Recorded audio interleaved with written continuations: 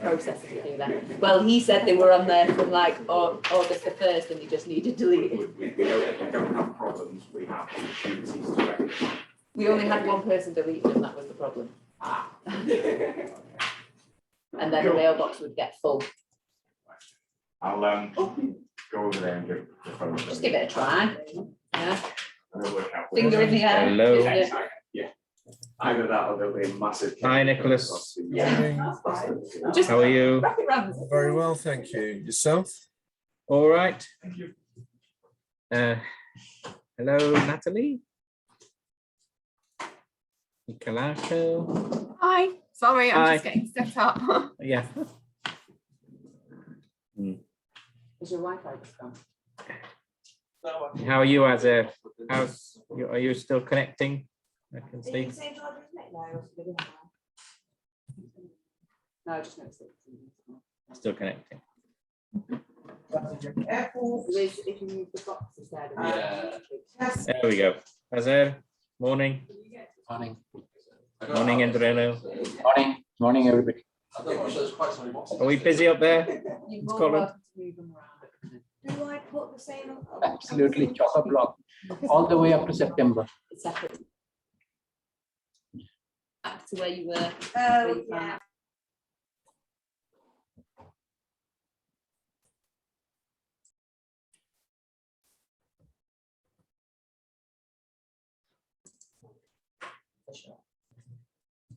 How are we all today? Anything interesting in the current outlook? There's a lot of trade shows on in September, aren't there? So that'll be a reason to get out of the office. So that'll be nice. But the issue at the moment seems to be shortage of people.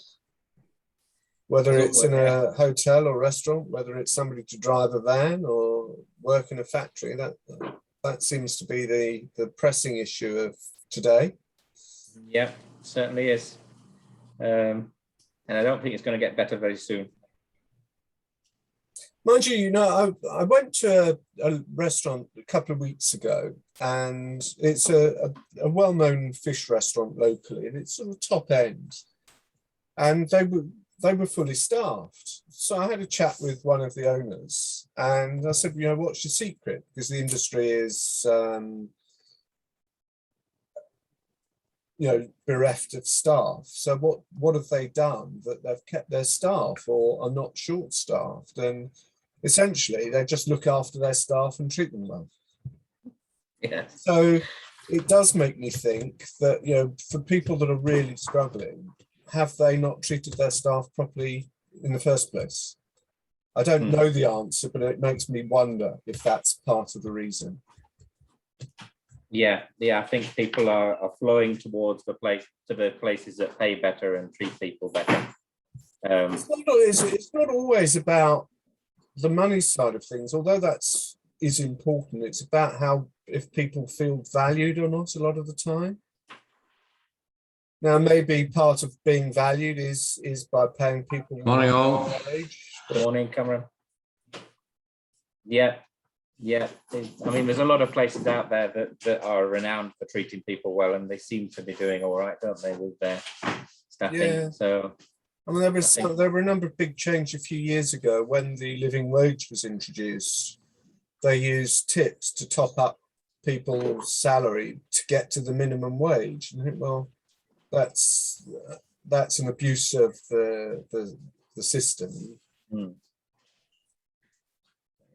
We'll see how it pans out. I have a feeling though that there will still be a shortage in the places that act too late. Well, yeah, but it's not just in hotels, is it? I mean, if you look at drivers, truck drivers. I was watching a news item a week or so ago, and drivers' pay over the last 6 years has gone up something like 16%, whereas somebody working in the supermarket at Till, over the same period of time, their pay has gone up 46%. And so, again, it's the same scenario that pay hasn't kept up to date with the value of the job. Now, Yeah. that might have been driven by supermarkets keeping prices low. So it's a wake-up call for everybody that if you want to keep the staff, you've got to treat them well. True, true. Wait a little bit longer. There's some people joining still. Morning, Craig. Morning, Alan. Morning, Robin. Morning, Stuart. Morning, Robin. Arrow. Andy. How's the supply chain going, Andy? Don't even go there. It's yeah. They're not living their best life at the moment. Let's put it that way. It's yeah. It's really tough. I think it's the same as the sort of things Nick was just saying. You know, it's they are struggling for drivers. They're struggling for warehouse staff. They're struggling, and they're also their suppliers are struggling for the same thing. So everything is just taking a lot longer, and there's massive shortages.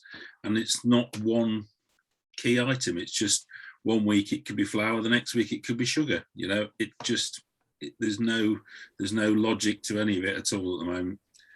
So And the chicken issue, is that just supply, or is it we can't get enough chickens from Poland any longer? yeah, the big problem was the avian flu outbreak in Eastern Europe earlier on this year, created a massive shortage of supply, which pushed the price up, and it's still not recovered yet. So it's getting there, but then now we're seeing major price increases on red meat, sort of steak prices. One supplier this morning put their prices up by nearly 14% on steak pricing. So it's a fun game out there at the moment. You think we'll have turkeys for Christmas? I think you have to be sort of, how much of this is the media just jumping on something because it sounds good? Wow, we can't get any turkeys for Christmas. And how much of it will actually come true? I think turkey prices will certainly be more expensive this year. I think there won't be as much turkey on the market, but I think most people will still get turkey, is my kind of thought. But we have got clients already talking to us about buying turkeys now, and holding them frozen. So we're looking at all options at the moment. Okay, well, we'll see how we go. So Well, yeah, welcome. it's just wonderful out there at the moment. Living the dream in the hospitality industry right now. Oh yes, we all are, aren't we? Does it not make your services, though, Andy, even more valuable? Oh yeah, I mean I'm worth my weight in gold now. Yeah, it is driving a level of demand. But a lot of people, we're finding that some people are just holding on because they're saying, well, it's so uncertain. We can't bring in a professional to look at this because there's so much uncertainty that they don't even know what they're doing. And say, well, we do know quite a bit more about what we're doing than you do, to be honest, on this one. So by all means, give us a go. And we are getting some very strong interest from some people in that direction. So we'll see. Okay, good. Right, well, past the hour now, so welcome everybody. Hope everybody's doing well. So our first speaker today is Nicholas, who's going to give us some advice on sustainability and how to adapt your business to make the most of the sustainability trend that's growing at the moment. I'll just in case you want to share, I'll activate it. Over to you, Nicholas. Okay, good morning, everybody.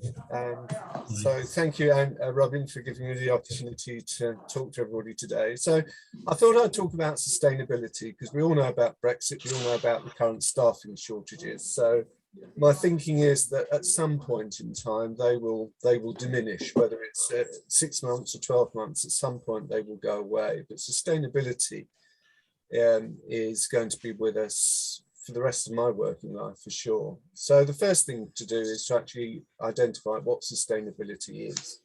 So it's generally regarded as sustainability in businesses, generally regarded as the effect business has on the environment. So that's point one. And point two, the effect business has on society. For today, I'm going to talk mostly about the effect on the environment. So in my business, why should I embrace sustainability? Well, since 1870, global sea levels have risen by 8 inches. The global warming is putting stresses and strains on the ecosystems, and we've really seen that an awful lot lately, you know, with what's happened in New Orleans over the weekend. The hurricane there has been stronger than ever before. That's been driven by global warming. We've seen floods, we've seen fires. So I think there's a strong environmental case. But then if we look at the business case, I speak to a lot of people and they'll say, oh, well, I'll do something about sustainability if it doesn't cost my business anything. But I think that that's a short-sighted view. At the moment, 71% of 16 to 40-year-olds believe that climate change is the most challenging issue facing their generation. 76% of respondents agree with the statement that CEOs should take a lead on change rather than wait for government to impose it. And 37% of people have actively stopped buying products or services due to their impact on the environment. So actually, I think there's a case to be had commercially for embracing sustainability. So what can you do to impact it? Firstly, you need to, let's just focus on the benefits. You can lower your overheads, improve brand values and reputation, and increase sales, especially for under 40s. Now, I wrote this article last week, but over the weekend, an item in one of the papers saying that 50 years and people of 50 years are prepared to pay more for a product if there's sustainability. So there's a number of questions that business owners or operators in business need to ask themselves before they can implement a sustainability policy. So firstly, you have to ask, what's the opportunity for my business in the green economy? What are my options? What new products, assets or markets can I enter or create? Which of these options should I take up and how? What investment or partnership will we require? What grants or incentives exist and how can I access them? How do I take carbon emissions out of my business? How do I incentivize my teams to factor carbon into making optimized operating decisions? And what is it going to cost me to remove carbon from these activities? So they're questions that every business owner or operator should be asking themselves. So then you say, well, where do I start?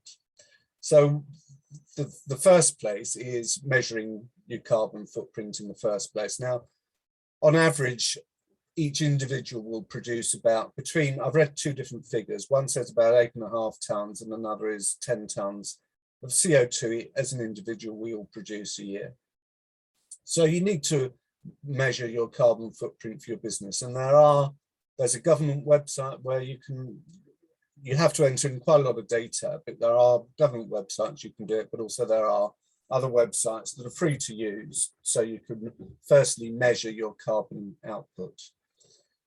Secondly, then you need to identify some quick wins. So within a business, probably energy and vehicles are quick wins. Energy management is something that is fairly easy to do. You should be speaking to your broker that hopefully will have an energy management policy in place. And if you're running a fleet of vehicles, switch to either hybrid or fully electric if you're so inclined to do. There's some very easy quick wins that you can have for your business, but there are other things that you can do as well, which is review your menu. So some companies I'm speaking to are taking meat out of their menu or certainly reducing it, so you can review your menu.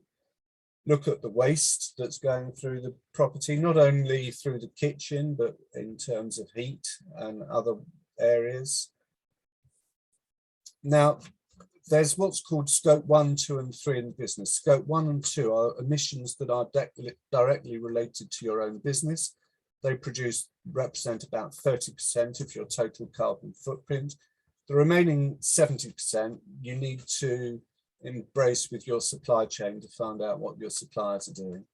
Because if your suppliers aren't embracing carbon reduction, that's going to hinder what you want to achieve.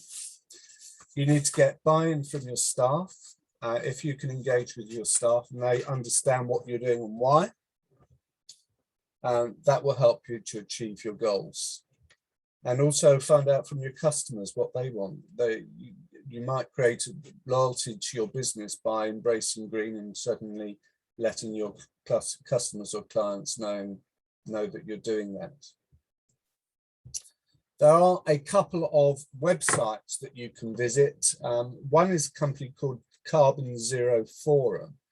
They tend to work with larger companies, but they're hospitality based, and they're currently speaking to UK hospitality to offer advice on businesses to reduce carbon footprint. And there's also the Sustainable Restaurant Association, which you can join, but that costs £100 a month. But there are other things you can do within the business that you can offset. You can pay into a fund to offset your carbon footprint, but also, for example, you can use, you can buy uniforms that have been made from plastics that have been fished from the oceans. And they're recycled into textiles, and then you can get carbon credits. So that really, in a nutshell, is the sort of things that you need to be looking at before you start reducing carbon footprint. So Natalie, I know that you work with businesses. Is Natalie still here? So I've got some papers covering my screen. I know you work with your supply chain quite heavily. We do. On carbon footprint. So if you can share what you do. So we work as part of the Climate Related Financial Disclosures Task Force. So I work for a company called Marsh & McLennan. Predominantly, we're an insurance broker. I sit on the hospitality team for Marsh & McLennan, supporting businesses. So one of the ways that we look at the supply chain is making it more resilient. It's a major project at the moment, obviously, because of the supply chain shortages across the world. We are a global broker, but we work with companies making sure that you are adhering to climate change solutions, that you're not greenwashing, and we'll put in measurements in place to support you along your journey, as well as reviewing your supply chain from top to bottom. And that's one of the things that we do to help on you a become. practical level, Natalie, what does that, when you say you're working with your suppliers, practically what kind of things do you do? So for a hospitality business, we would look at your supply chain. So we would do a full supply chain resilience map. So that would map out your supply chain, look for any weaknesses, but it would also help you to identify which areas of your supply chain are climate friendly and eco-friendly. So we'd look at all of your suppliers, what their key values are, what their risk factors are, and support you that way. Okay. So any questions from the floor? Robin? You're on mute at the moment. Okay. Yeah, I mean, what is the outlook of, is there a lot in the likes of publicity now? Everybody says they're looking for it. Do you think there's real money to be gained as in getting the green image? Do you think there's a lot of, you know, it's a profitable thing in the end? Yes, I do, but I think in practical terms, at the moment, there are short-term issues that are going to take precedence over long-term. It does depend on the size of the company. If you're a large company, you will, when I say large, I'm talking about, you know, businesses with turnovers of sort of 50 million plus. You will have a green policy in place because you have to. Certainly from an energy point of view, there's something called ESOS. So if you've got a turnover of over 37 million pounds a year or over 250 employees, you have had to have had an energy solution in place already. So larger companies will have been on the road of sustainability for a number of years. My hunch at the moment, Robin, is that small businesses, because of all the issues of staffing issues, delivery issues, it's not going to be at the front of people's minds. But in the longer term, yeah, I think if you look at buying trends of population, there's an increasingly growing group of people that will buy based on how sustainable a business is. And that voice is getting louder and louder all the time. Is it more of a younger population? Well, I would have I would have said yes, but as I said, there was an article in one of the Sunday papers over the weekend that people of 50 plus in age are happy to buy, are happy to pay more for products if the companies are offering a sustainable solution. So, Nicholas, it's Melvin. Hello. Hi, good morning. Good morning, everybody. If I'm a small business owner, restaurateur, small hotelier, boutique hotel, and obviously, my day is very busy. I'm running around like a lunatic. I haven't got time to even think about things like this. So the question is, why should I? Well, the question is, what happens if you don't? Yes. That to me is the way to look at it. If you don't embrace sustainability, firstly, depending on how you regard looking after the planet, and how much do you care about your grandchildren and your grandchildren's grandchildren? So that's really a fairly key point, is how seriously do you take their welfare? Yes. But from a business point of view, I accept that in the short term, with all the problems that are currently going on, it's not going to be at the forefront of people's minds.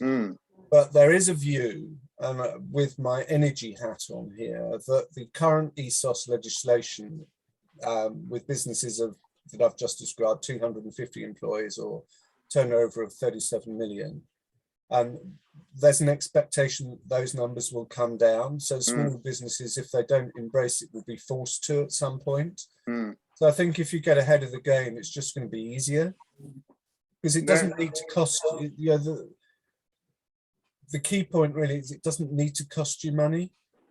If you're looking at energy management with a point of view of reducing carbon footprint, at the same time you'll save money, because you reduce your carbon footprint by using less energy, and by using less energy your bills are going to be smaller. So it's actually a self-fulfilling exercise. The other question I have is, how front of mind could it be? I mean, obviously, Robin, you're working in finance the whole time, helping businesses obviously be sustainable to whatever the financial gain is going to be. I mean, is it front of mind for you, Robin? It's not front of mind, but it's certainly something in the back of the mind when looking at because I work with a lot of companies reinventing a lot of things and improving. Obviously, it's one of those issues that has to be taken into account, because looking forward, it will be important. So I probably have it more in mind than many, because I am constantly thinking about preparing companies for the future, rather than just on the steady state that a lot of companies are in, thinking, well, and we're doing all right at the moment, why do I need to change, sort of thing. And it's I think those are the ones that need to be convinced that actually steady states eventually leads to decline. But that's the case with a lot of things, isn't it? It's all the way through. It's like the staffing problem we have as well. The whole industry's gone through steady state for so long that they kind of fallen into the trap of not having good conditions, etc., and we're suffering from it. So it's probably more in the front of mind for me. It's interesting though, because on the news the other day it was saying something about how beef is actually more sustainable if you buy it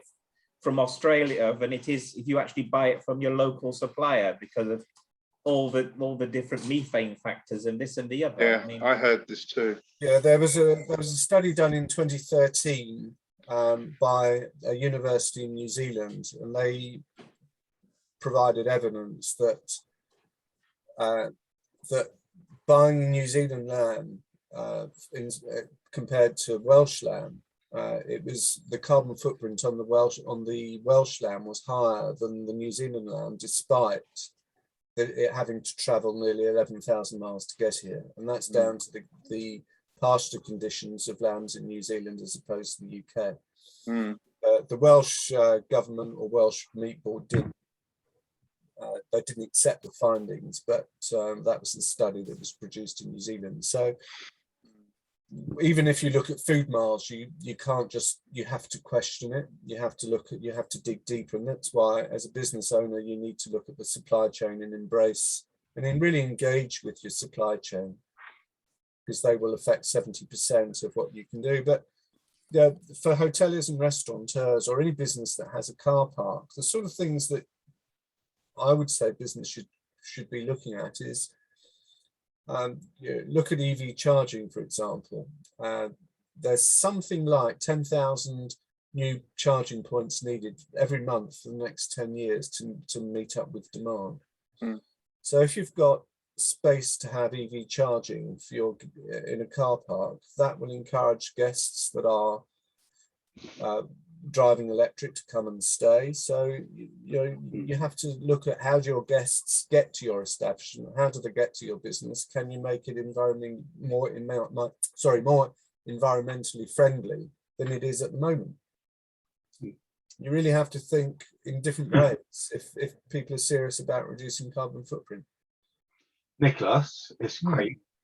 Hello. From Rapid Fire Supplies. We're an e-com business, and to answer, some of our customers, we use recyclable packaging as a key point. We also use DPD, and we play on the fact that they use electricity or electric vehicles now.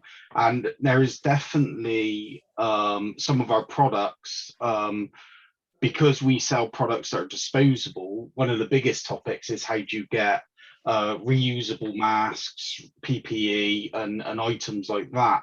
And I genuinely believe that the advantage in sales is definitely having greener solutions. And the electric point you just meant on the charging points, I mean, there's absolutely a massive opportunity there. My background's in logistics, and that sort of opportunity in your car parks would be great.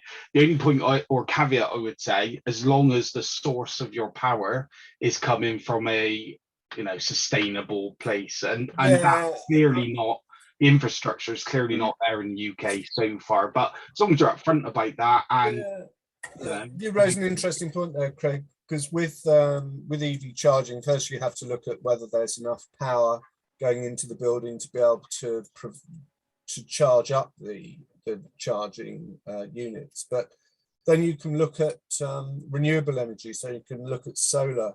And there are there's the world of renewable energy is moving fast pretty quickly at the moment. So there's a number of different things that you can look at to make sure that you're offering a sustainable solution. Hi, Nicholas. Eric here. Question for you. Do you think that this focus on sustainability is linked and will increase based on social trends? And what I mean by that is there's more and more people now becoming vegetarian or becoming vegan or being very aware of what they eat. There's documentaries about the impact of eating fish, for example, or eating just pure vegetables, and that kind of thing. And there seems to be more and more people doing that as a lifestyle choice. And I think because of that, they're more concerned about the source of what they eat. So they care about food miles, they care about whether it came from within 30 miles or where it came from. So that's got an element to sustainability and environmentally friendly aspects. So I think it's being driven by social trends as well as governmental trends, I think. Do you see that? Oh, absolutely, yeah. And I do think that largely that is driven depending on your age group. Younger people, I think, are more conscious and more aware. I'm in early conversations with a pizza chain at the moment. They haven't started yet. At the moment, it's in concept stage, but they've got very ambitious plans to have 10,000 sites across Europe, and they're going to be plant-based. There won't be any dairy or any meat in their menus at all. Yeah, and do you not Interesting. think that's an opportunity for restaurants? Because I still go out with people who are vegetarian or vegan, and they still struggle to find adequate choice on many menus. Some places are great, but there's still a lot of places that it's still quite difficult to get vegetarian or vegan food. Is Andy still with us, or has he gone? Because I'd say Andy. Sorry, yeah, Andy, you might be able to answer that one. I think, yeah, there are definitely far more options on menus now than there were for the vegetarian and vegan, and covering a lot of other bases. Obviously with all the allergens as well, sort of gluten-free has become a much bigger area. I think it is being driven by consumer demand that to go greener. I don't think it. To start with, we all kind of looked at veganism as being a bit of a fad, but I think we've accepted now that it is, people are doing it because they're wanting to make the right choice for the environment. But I think from my side of things, one of the things I was wondering about, Nick, was it's great that we've got all these, that we've got this movement towards sustainability, but for a small hotel owner or a small group, someone who's got a small group, how do they access? Is this, because I'm sure there are probably some very good consultants that can come round to hotels and do a lot of work for them, but there's also probably some slightly less good consultants that come around and offer services. So is there anyone that's, what's out there for to offer to a group or a hotel for someone to basically help them do all this work? Well, there are the two organisations that I mentioned earlier, the Carbon Zero Forum and the Sustainable Restaurant Association. They would both be good starting points. I spoke to the CEO of the Zero Carbon Forum last week. They, at the moment, if you go onto their website, they tend to work with larger companies. So they're currently working with the nationals, but they are in conversation with UK hospitality at the moment. So through organisations like that, I would suggest would be the way forward. If somebody came knocking on your door saying, I can help with the carbon footprint, and they're not accredited to one of those associations, I'd be inclined to give them a miss. Nicholas, Melvin again. I mean, I just wonder, Asher's online, he runs some very sizable commercial kitchens. I wonder whether Asher's got a view on sustainability. Do you have any views on this, Asher? Yes, it's an interesting point about especially the vegan point that was being made. We've just, funny enough, I was speaking to Melvin about this. We launched a vegan brand, and we have the 4 other brands are non-vegan.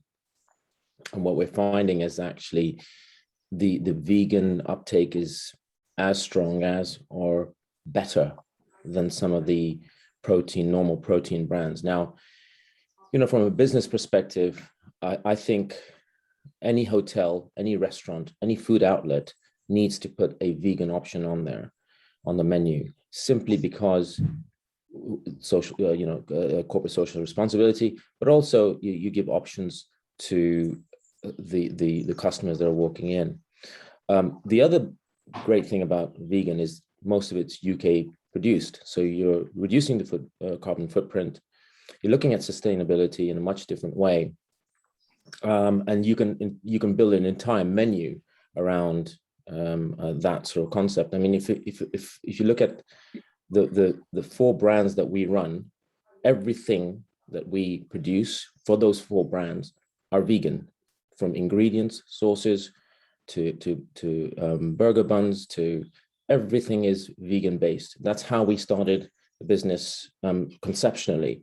So you can design an entire brand or virtual brands or even food brands around the vegan options that are out there. There's so much out there now, and everybody is I mean, look at Hellmann's mayonnaise, for example. It's vegan based.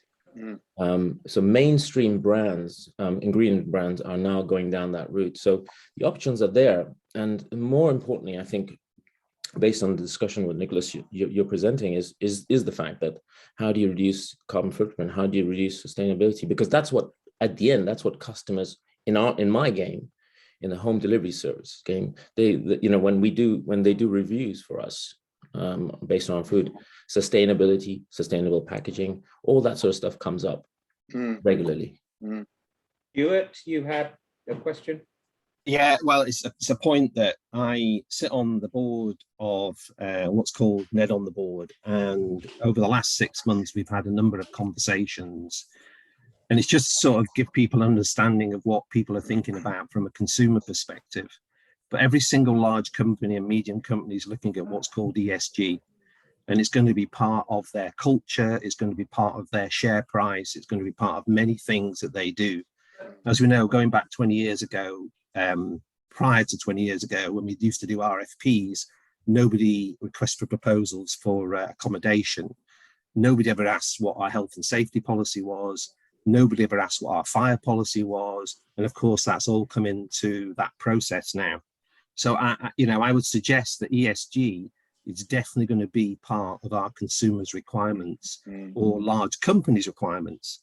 And even though Melvin mentioned earlier about, he's a small operator, the challenge in any business, as we all know, me being both a large and a small operator, is we have to fall into line whether we like it or not, because our customers are going to be asking us what our ESG policy is, whether we like it or not. And I think it was mentioned earlier about staff motivation and staff training. One of the things that we've suffered from in this industry for many years, and I've been in it for 40 years, is we induct people very, very badly. And here's an opportunity now to introduce what's called climate literacy to that induction process, which I would suggest as an industry, we need to lead on it. So we used to, it's a requirement to have a food hygiene certificate if you serve somebody in a restaurant, but there's no requirement to be climate competent when you're serving a customer. So I think gone are the days of sommelier, where we used to know lots about wine, and now we need to employ experts in green and energy, etc., etc. So sorry, that sounded like a bit of a preach, but I just think it's coming anyway, whether we like it or not. So I just think it's interesting, Stuart, you mentioned this, because one of the things that are driving customers to competent outlets is the social proofing, and a lot of this is actually decided on the social media. How you brand yourself, what image are you putting out there? Ultimately, we don't have a say in it. It's the customer who has a say in it on social media. Yeah. Just another quick point on ESG. You will find that if you are looking to take on finance from a PE company, if you're looking to grow your businesses, that will be really important to them as well in making decisions as to whether to invest in you. Yeah. We work with lots of PE backers across the world, and that's a really big point, especially for hospitality. Well, Natalie's right. Every bank's asking now, they're being asked what their ESG policy is from a shareholder perspective and share price. And every non-exec director is being encouraged to ask that question to the board.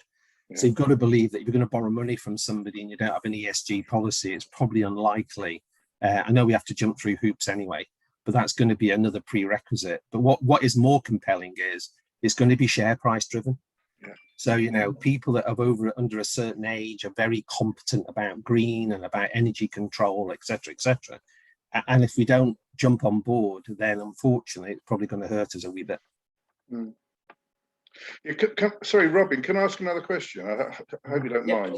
But the question is actually to Alistair of the Institute of Hospitality. But Alistair, I understand you're obviously retiring or stepping out very shortly.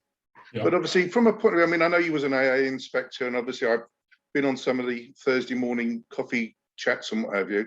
What do you think the Institute of Hospitality can do here, as in education of this kind of product and this kind of subject matter? Well, we're all about helping students become better managers and managers grow. Yeah. So, if somebody wants to write a white paper on the subject of vegan food, vegetarianism, we can certainly publish that and make our members aware. We've got lots of newsletters and lots of mediums to do that. So happy to do that. There you go, Nicholas. get writing. Yeah, I'm looking at the chat, and Arap, I see, put a comment saying that surely this is a business opportunity rather than a threat. And I absolutely believe that. That's certainly how business owners need to be viewing this. There's an opportunity here, and you've just got to find out what it is for your own business. I think at the moment for the hospitality industry, it is a time for pioneers, isn't it? People who will treat their staff well, people who treat the country or the atmosphere well. All these sort of like more socially acceptable ideas is something that people will be looking at going forward when they're actually choosing where they want to spend their money. Right. You know, I said in my opening gambit that sustainability is in two parts. One, its effect on the environment, and the other one is effect on society. So yeah, so looking after your staff and your suppliers, which certainly in my day as a food supplier, staff and suppliers weren't valued particularly. But I think now, and I'm sure Andy will back me up here, that good suppliers and good staff are, you can't run your business without both. Yeah. There's an opportunity for you, Robin, to create a think tank. Don't know. I'll think about the think tank. And talking about the whole idea of how the client perceives the hospitality businesses and how we cater for people, I think we can move now on to M, because I think it's a very important issue, is the way the hospitality industry caters for people who have problems with their hearing, and how they make them feel welcome in these establishments. So Em, over to you. Thank you, everybody. Yeah, I'm just going to I've got a presentation, so bear with me.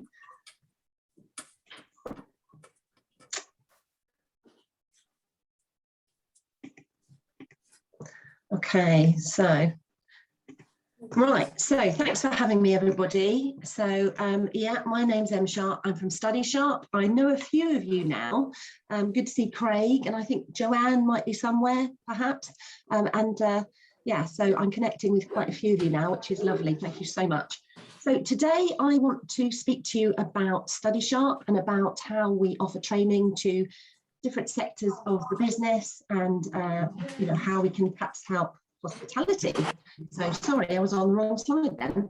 So yeah, so this is me. I just want to draw your attention first of all to a very sobering fact, and that is that more than 40% of people age 50 and over have some form of hearing loss. So I guess my point there is that at some point, if you haven't done already, as business owners, you will come across deaf, hard of hearing customers in your business. So our business is about how to educate you and support you to support them. So some more statistics for you. This is quite a good one at the top left here. There are 12 million people with hearing loss across the UK currently, and that equates to about 1 in 6 of us. So you do the maths in the room, there will be people in this room with no doubt that have some form of hearing loss and may or may not be lip reading us right now, which is why I've got my subtitles up on the PowerPoint. So that's quite sobering, I think, 1 in 6 of us. So you will find that there will be customers out there that are looking to access your services. And they estimate that by 2035, there will be about 14.2 million people with hearing loss of some kind across the UK. So amongst those people, 87,000 are deaf, and they will use British Sign Language as their primary or first language. So there are sign language users out there. And part of what we do at Study Sharp is to train business staff in basic British Sign Language communication for their staff, so that you can interact on a basic frontline level with those customers. So many of those deaf sign language users will be lip readers. And you may think, well, why do I need to know about this? Well, lip readers, it's challenging for them. And if your frontline staff, your reception staff, your housekeeping, if they all know that you've got clients, customers in your business that are lip readers, then there's etiquette around that we can train you and talk to you about, so that you're more aware of the best way to communicate with those people. So a bit about us, what we offer, what we do. So we are a targeted deaf awareness training business, and we offer sign language training to all different sectors of the environment, of different industries, and we offer bespoke, tailored, individualized training to meet your service need. So we offer accredited courses, but also bespoke courses as well, tasters and bite-sized chunk courses. So our passion is to re-educate businesses in the importance and relevance of adhering to the Equality Act of 2010, which is becoming more and more prevalent in industry now and will do over the next 10 years. And so if you're wondering again why, you need to think about this. It is going to become more of a focus for all businesses across the world and the UK. So I established my business way back before lockdown alongside my employment, and then I was made redundant, as many of us have been or may have experienced, and I was then able to reevaluate what I'm doing, and I established my freelance business and built that up through COVID, and was able to teach remotely online like this, as well as back to a hybrid situation face-to-face as the endemic is in sight. So we're all about connecting, learning and growing here. So our courses, what do we actually do? So there's 3 strands to our courses. The first one is our theory side, and that's about looking at things like types of deafness, looking at how we work with interpreters, how we conduct meetings online and face-to-face with those deaf customers, attendees, staff, etc. Then we look at the cultural side, so the difference between deaf and hearing culture and why that's important. So we look at the lip reading, so that side of things, the etiquette, the challenges that lip readers have, so that you're more aware of that and your staff team are. We look at how to gain the attention of deaf people in the correct and most appropriate way, and we look at the norms and values of the deaf community and how they're different and why you need to know that. And then, of course, we look at teaching you practical-based topics, things like the first point of contact, meet and greet, British Sign Language phrases that your staff teams would need to communicate at the first point of contact, and topics and phrases that we individualise, we tailor basically for each staff role within your teams. So that's what we do, but obviously, as I said, we do offer remote and face-to-face training. So what are the potential benefits to you? I'm sure you're asking yourselves. So deaf awareness, I wanted to point out, is different from disability awareness, and it's important to know the difference. So deaf awareness is not just about being aware someone's deaf. You might not know that because deafness is an invisible sensory loss. So you can't assume that. So, it's much more than that. It's looking at the environment, looking at the lighting, the background noise, and all those sorts of things. So if you're dealing with a deaf customer at the reception desk in a hotel, sometimes a hearing loop doesn't do the job because there's too much noise and hearing aid users can't hear you. So it's about staff being aware that you might need to move to a quieter area, for example. That's just one example of deaf awareness. So we do training and supply training to enable people to know what it means to be deaf aware. So we talk about deaf awareness being the communication aspect, the environment, the equipment, the assistive technology and etiquette. We call it the C and 3 E's of business. So your staff will then be able to be deaf friendly and more deaf aware. And you will then get deaf customers returning, loyal deaf customers and their friends and family returning to your hotels and to your restaurants, etc. So positive reviews from deaf people in the deaf community, that's what you're going to get. And reviews, as I've spoken to Joanne Green before, are absolutely key. So I know that's really, really absolutely right. And your company can advertise that you're deaf aware, that you're accessible and inclusive to deaf people, as I've mentioned before. The little fact here, research shows that more than 70% of people who use hearing aids choose a company with staff who are deaf aware over a competitor whose staff are not. And a lot of over 50s have hearing aids now, and a lot of over 55s are your mainstay customer client base. So Accredited British Sign Language courses, I wanted to share that with you. We've recently been proud to be awarded centre status by Signature, which is the largest awarding body for British Sign Language qualifications in the UK. So we can now not only offer you bespoke courses, but we can offer you accredited sign language courses. For example, there I've written BSL Frontline Staff, which is the best course for frontline reception staff and your staff dealing with deaf customers through your business every day. That's 10 weeks, but you might think, oh my goodness, I can't spare my staff that. It doesn't matter. We can condense those courses. We can make them into smaller, taster, bite-sized chunk courses. Also, as I've said, we do offer taster bespoke courses as well. So it's a nationally recognised, approved centre status that we've achieved at Study Sharp. So we're all very, very pleased about that. So why consider us for your business? So I wanted to reiterate that. So the potential revenue loss from negative reviews. So that is a possibility, and it does happen. I've spoken to businesses. I know this happens. I know what the deaf community think. Why do you rarely see deaf customers? You might ask yourself. Well, it could be a perceived lack of confidence in services or facilities. Excuse me. Potential communication issues between staff and deaf people, or the assumption that there's little in the way of assistive technology available for them in their guest rooms or at the place of business. So I wanted to suggest that this might be a time to reinvent and rebuild your business. Sorry, I've got hay fever today. Opportunities to reevaluate what's at the heart of your business.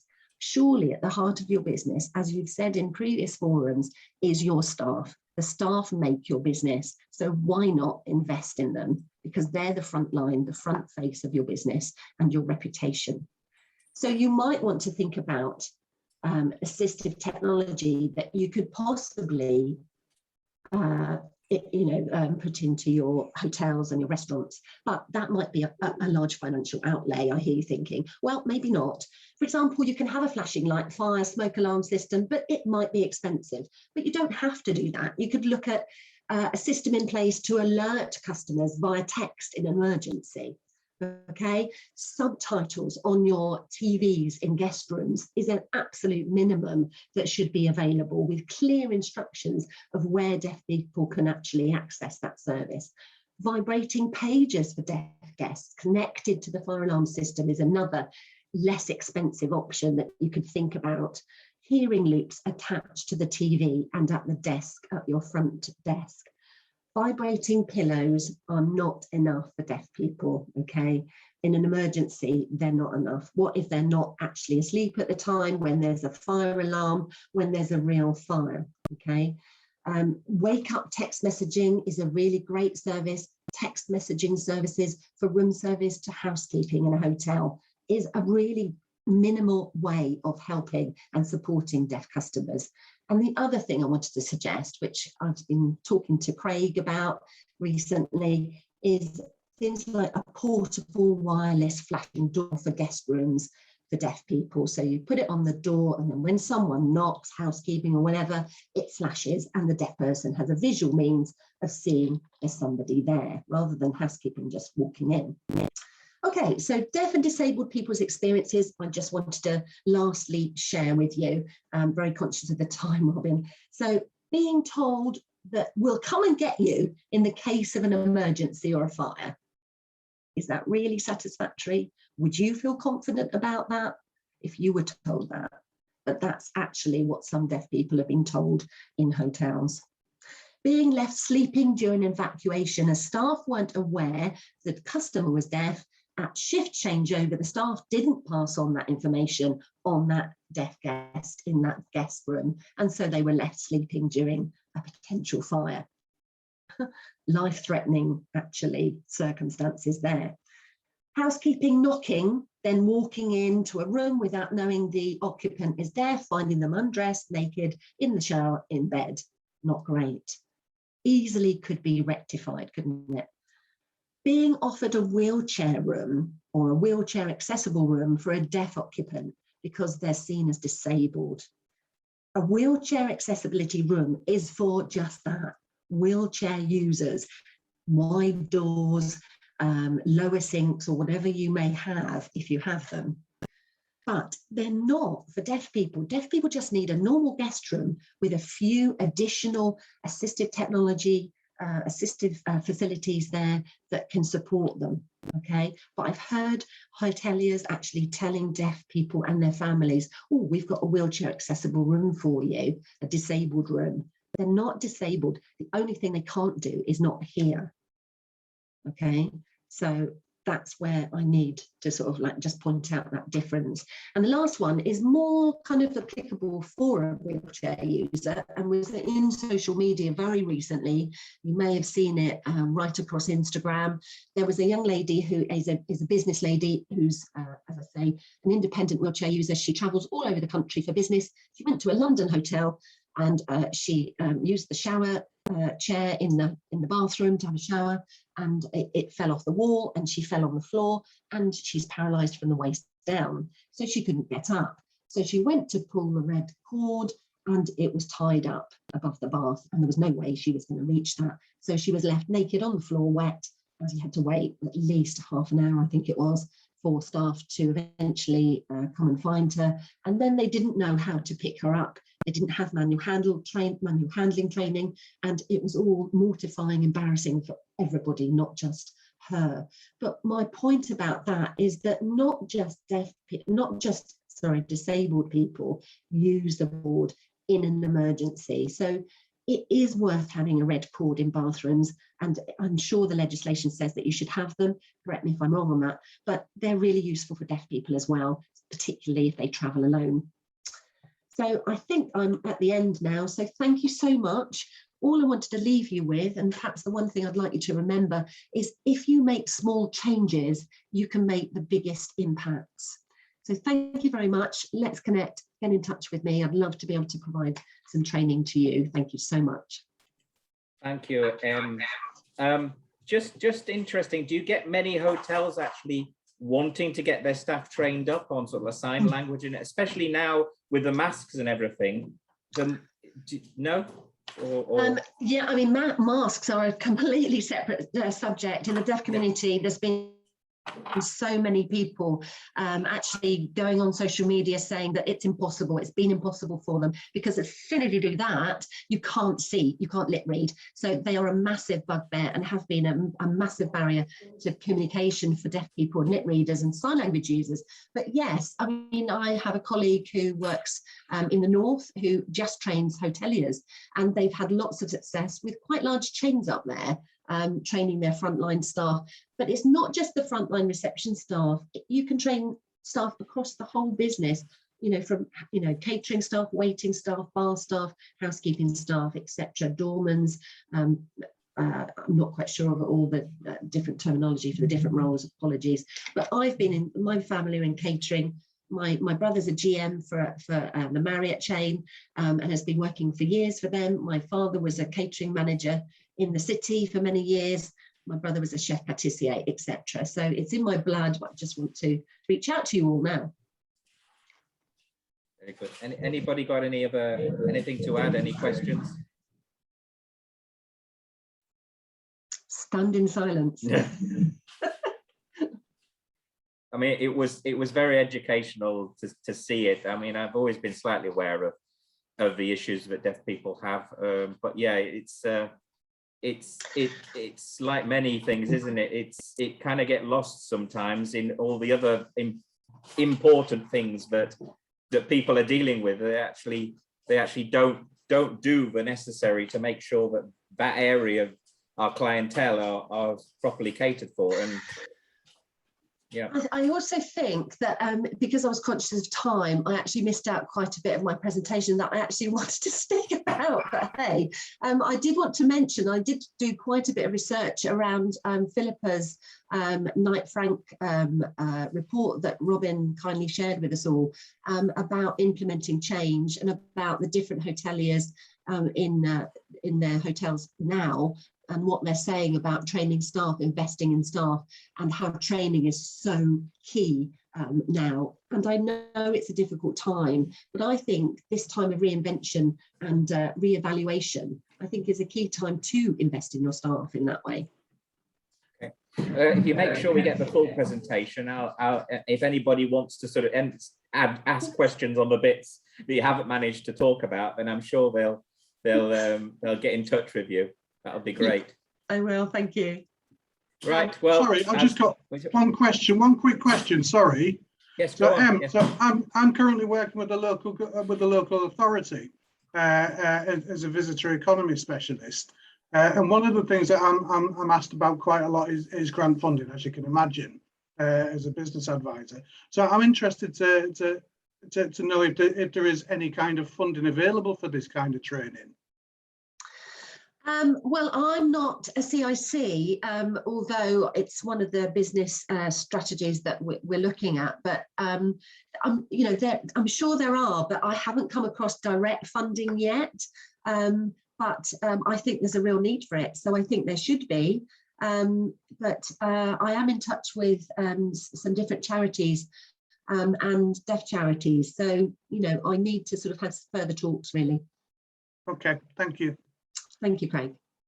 Do let us know if you find anything, because that's always an incentive with the hotel industry. If they actually find they can get some funding for the training, then it's always an